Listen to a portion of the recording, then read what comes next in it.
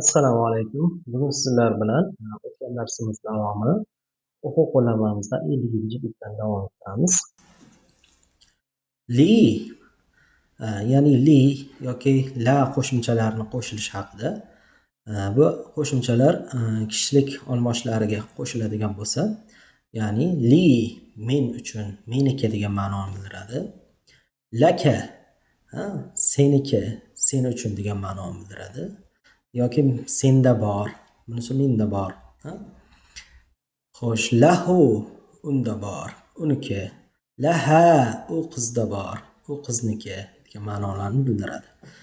Xo'sh, demak e'tibor beringlar, bu yerda li qo'shimchasi, mana bu yerda la qo'shimchasi keldi. Ikkalasi ham bir aslida. Ba'zida bu li ko'rinishida kelsa, kasra bilan, ba'zida fatha bilan keladi. Li ukhtun wahidatun. Mani bitta opam bor.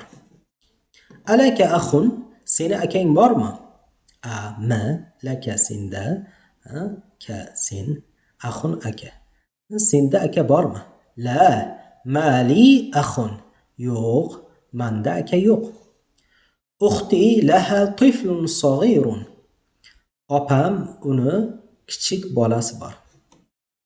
Zamili lahu akhun va ukhtun, o'rtog'im, sherigim, uni akasi va opasi bor.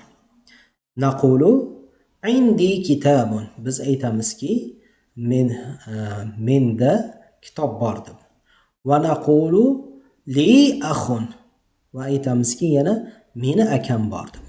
La naqulu indi akhun, ya'ni menda, meni mulkimda akam bor deb aytmaymiz. Demak, e'tibor beringlar, inda so'zi asosan mulk bo'ladigan narsalarga ishlatiladi.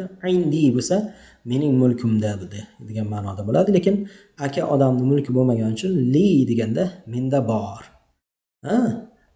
Ya'ni menda shunaqa variant bor, akam bor yoki do'stim bor, o'rtog'im bor. Mana shunday aytganda meni mulkimda emas, menda bor ma'nosida li qo'shimchasi ishlatilar ekan. La naqulu indi akhun, menda aka bor degan so'zini mana indi so'zi bilan ishlatmaymiz. Endi ma'a so'zini ishlatilishi. Xaraja Hamidun ma'a Xolidin. Homid Xolid bilan birga chiqdi. Demak, ma'a birga degan ma'noda ishlatiladi. So'zning oxirini jar qiladi, in tanvinni oldi. Zahaba at-tabibu ma'al muhandisi. Tabib, shifokor muhandis bilan birga bordi. Jalasal mudarrisu ma'al mudiri. Mudarris mudir bilan birga o'tirdi. Yani bir joyda o'tirib gaplashishdi. Man ma'aka ya Aliyu, sen bilan birga kim keldi yoki kim bor? Ey Ali. Ma'i zamili, men bilan birga mening o'rtog'im, sherigim bor. Aminatu ma'aha zawjuha, Omina u bilan birga uning eri keldi yoki bordi. Xaraja abi minal bayti, otam uydan chiqdi. Man xaraja ma'ahu, kim u bilan birga chiqdi? Xaraja ma'ahu ammi, u bilan birga mening amakim chiqdi.